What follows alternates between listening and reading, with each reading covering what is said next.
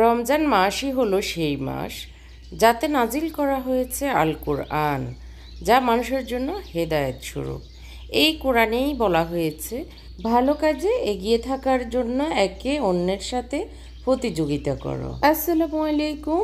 আজকে শুক্রবার 7ই মে 2021। সবাইকে জুম্মা মোবারক জানাচ্ছি আমার চ্যানেল রুমিস ফ্যাশনেবল হাউস থেকে। আজকের ব্লগের শুরুটা করছি আমার বারান্দা থেকেই। গতদিন দেখিয়েছি টব এনেছি একটু দোকান থেকে, তো টবগুলো একটু ছিদ্র করে গাছগুলো লাগাবো।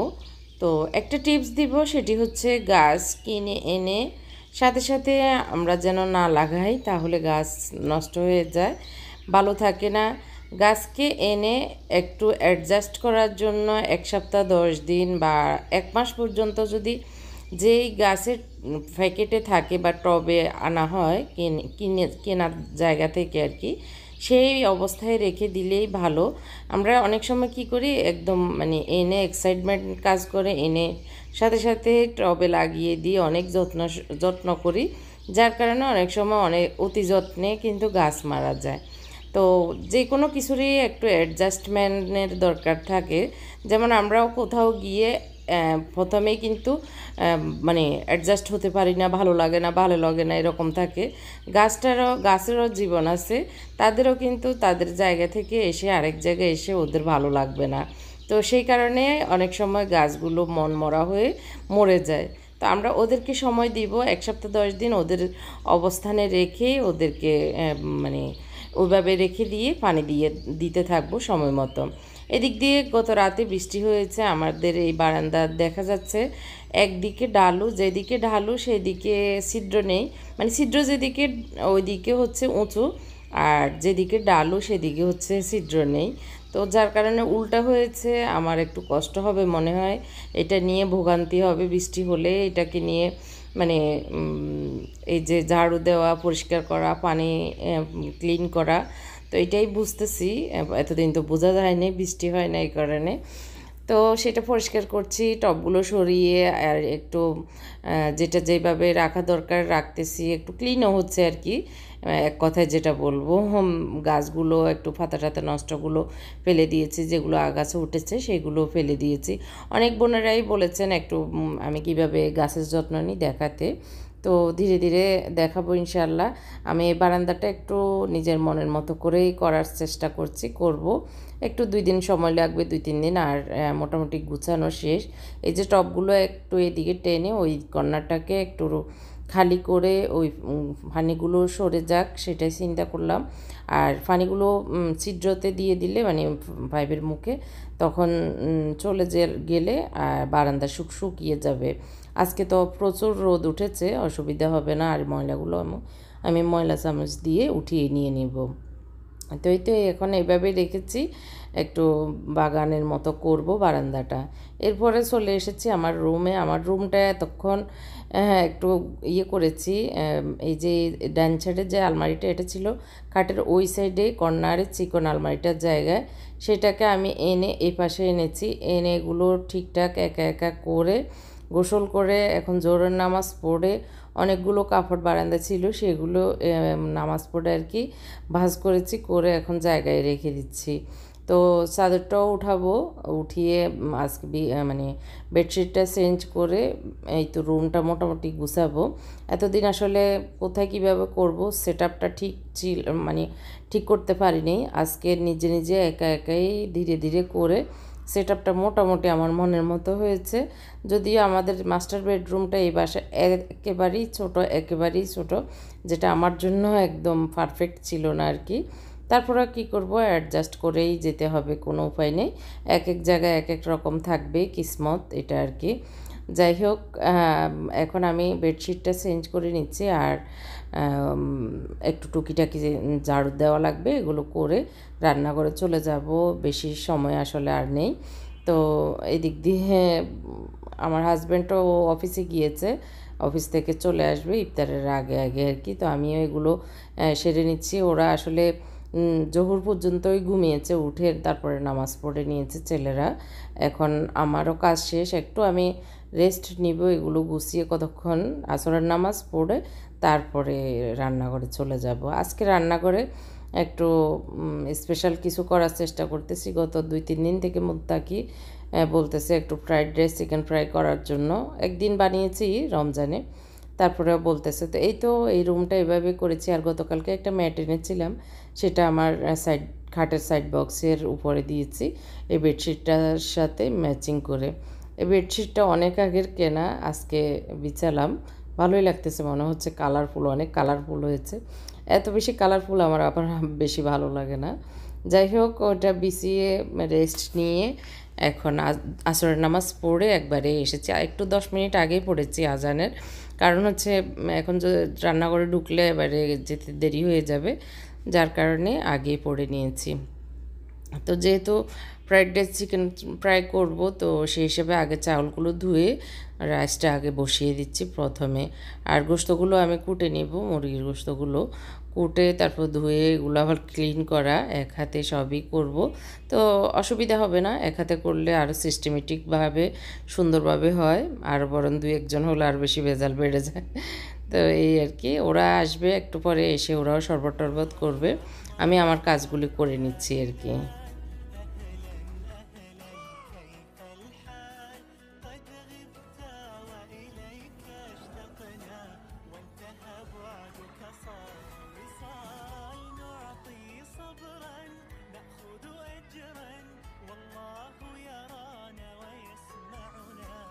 তো এই তো বিসমিল্লা পড়ে চুলাটা ধরিয়ে দিলাম, আজকের রান্না শুরু করলাম। আল্লাহ পাক সহজ করে দিবেন, বিসমিল্লাহির রহমানির রহিম বলে কাজ শুরু করলে আল্লাহ সহজ করে দেন। তো একটু তেল দিয়ে আমি পোলাওটা করে নিচ্ছি, পেঁয়াজ একটু দিয়ে। ফ্রাইড রাইসের জন্য আসলে এটা না করলেও চলে, শুধু সেদ্ধ করে চাউল নেই বেশিরভাগ মানুষে। আমি এইভাবে একটু পোলাওর মতোই করে নিই। হালকা পেঁয়াজগুলো একটু ভেজে নিচ্ছে, আর কিছুই দিব না, জাস্ট এটা দিয়ে লবণ দিয়ে পরিমাণ মতো লবণ দিয়ে দিব আর কি।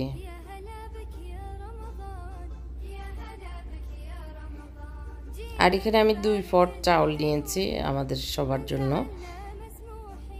তো ভাজি করে ভালো করে চাউলগুলো ভাজি করে এই যে পোলাওটা রান্না করে নিয়েছি। এখন আমি চিকেনগুলো কুটে ধুয়ে আদা রসুন 1 টেবিল চামচ করে দিয়ে দিচ্ছি, লবণ দিয়ে দিচ্ছি পরিমাণ মতো, 1 চামচ মরিচ পাউডার, আর একটুখানি দিয়ে দিচ্ছি ক্রাশ করে ব্ল্যাক পেপার।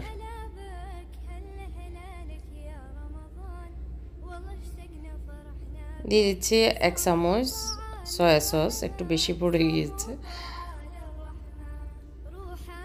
সবগুলো ভালো করে মেখে নিচ্ছি হাত দিয়ে, ভালো করে মেখে দিলেই ভিতরে ঢুকবে মুরগির গোশতের ভিতরে আর কি।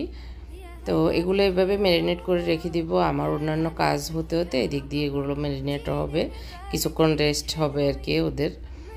তো আমি একটু যে পানি বেরিয়েছে সেটার ভিতরে ছোট ছোট বুকের মাংস কুটে নিয়েছি, সেগুলো দিয়ে দিব, আলাদা করে নিচ্ছি। তো এখানে একটা 2 কেজি মুরগির অর্ধেক আমি আজকে আমাদের জন্য করেছি, ধরা যায় 1 কেজি 1 কেজির মতো আর কি। তো এই সব টুকরোগুলো নিয়েছি, আর বুকের মাংসগুলোকে ভালো করে ছোট ছোট করে কুচি করে নিয়ে এখন মেখে রেখেছি। এখন আমি কিছু ছোট চিংড়ি নিয়েছি, এখান থেকে ছোট ছোট করে কুচি করে নিব কয়েক পিস, আর বাকিগুলো আস্ত রেখে দিব। ওগুলো দিয়ে আমি একটু মানে চাইনিজ সবজি করব, আমার হাজব্যান্ড খুব পছন্দ করে, তো ওনার জন্যই।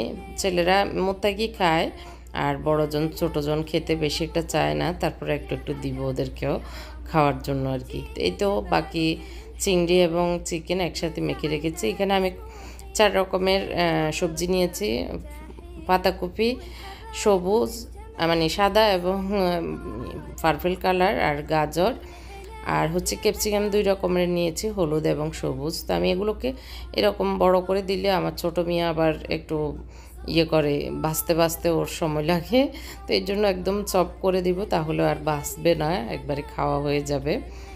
তো প্রথমে আমি কুচি করা ছিল ডিপ ফ্রিজে গাজর আর পাতাকপি 2 রকম, আর ছিল কি যেন না, এই তো ৩টা আইটেম। তো সেগুলো কি করে নিয়েছি। এখন বাকি ক্যাপসিকামগুলো একটু নরম হয়েছে যেহেতু এগুলো ডিপ ফ্রিজে ছিল। এখন আমি হাত দিয়ে খুলে খুলে এভাবে দিয়ে দিচ্ছি, তো একদম সফট করে নেব। আর একসাথে দিলে একদম বেশি মিহি হয়ে যেত, বেশি মিহি হলেও ভালো লাগবে না, সেই কারণে এই যে আমি এরকম করে নিয়েছি।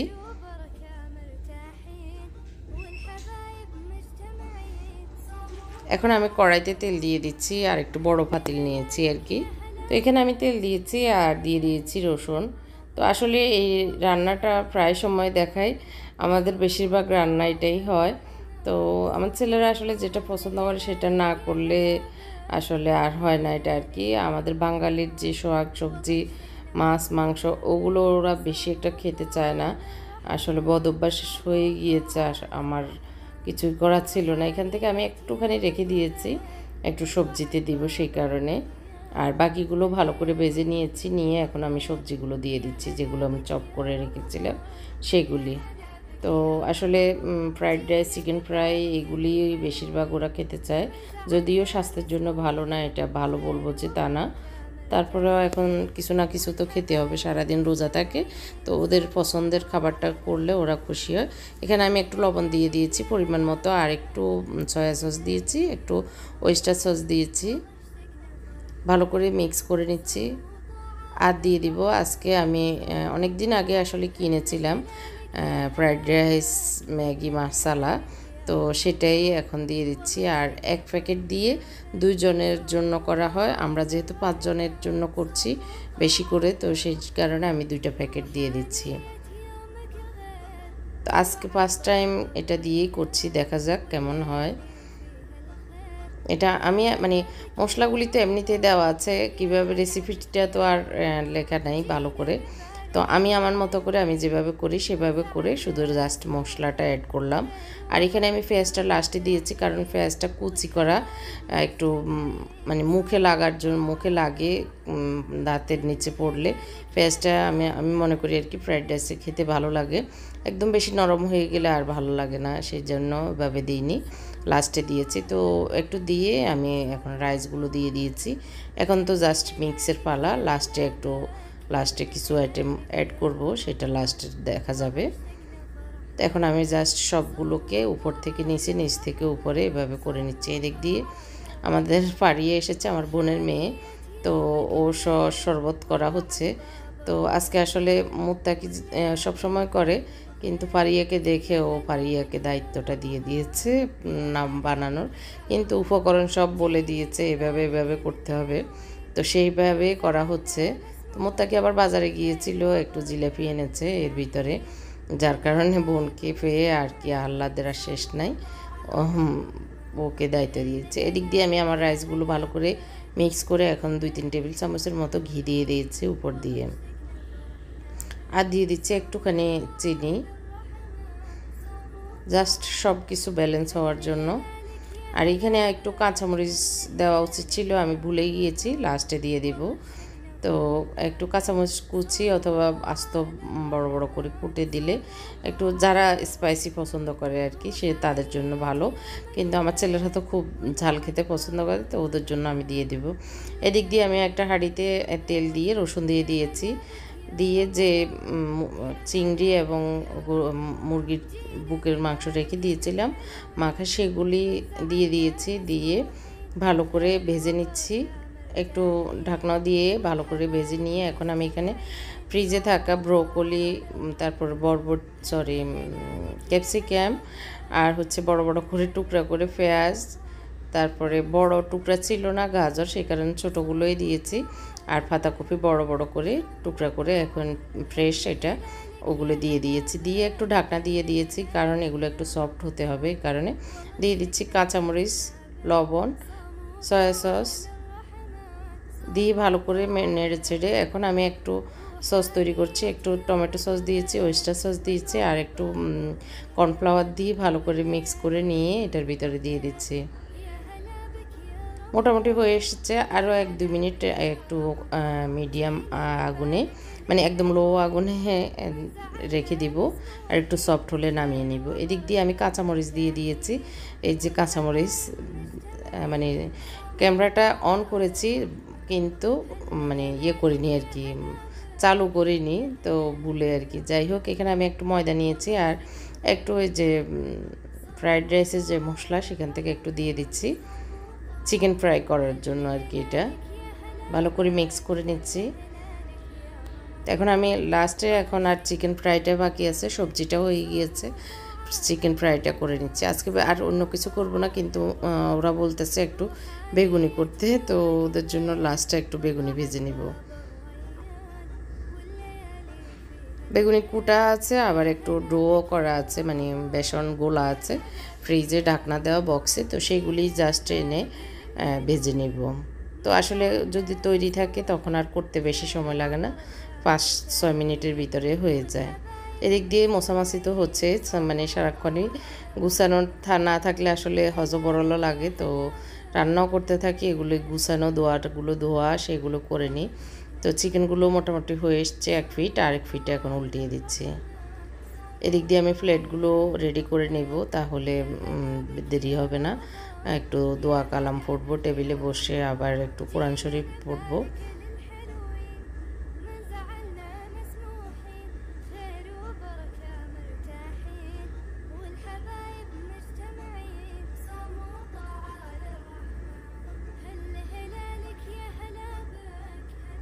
তো যেহেতু এত কষ্ট করে রান্না করেছি, একটু প্রেজেন্টেশনেরও ব্যাপার আছে, সে কারণে একটু সুন্দর করে বেড়ে নিচ্ছি।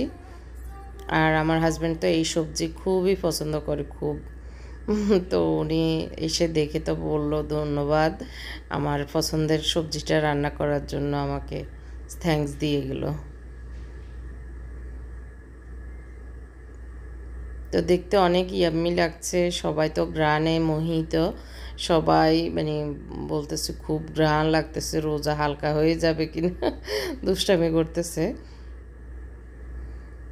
সিম্পল বাট মানে ওদের রুচি মতো ওদের পছন্দের খাবারগুলি তৈরি করলাম। তো এদিক দিয়ে ফারিয়া একটু সালাদ করে নিয়েছে, এখন সালাদটা মেখে নেবে।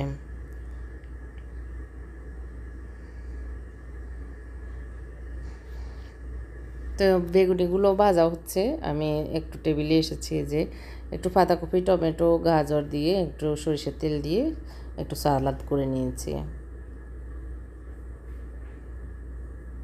তো এক বোন প্রশ্ন করেছিলেন, আজকে হয়তো উনি দেখবেন কিনা জানি না, ফারিয়া কিসে পড়ে। ফারিয়া অনার্স 3rd ইয়ারে পড়ে আর কি, 3rd ইয়ার ফাইনাল শেষ হবে আর কি। তো এই তো আমাদের আজকের ইফতার এটুকুই ছিল, আর আপনাদের সাথেও শেয়ার করলাম এইটুকুই। আজকে ওদেরকে জিজ্ঞেস করতেছি কেমন হয়েছে, ওরা তো মজা হয়েছে বলতেছে, দুষ্টামি করতেছে। যাই হোক, আল্লাহ সবাইকে ভালো রাখুক, ভালো থাকার তৌফিক দান করুক। আজকের মতো এখানে শেষ করছি, আল্লাহ হাফেজ।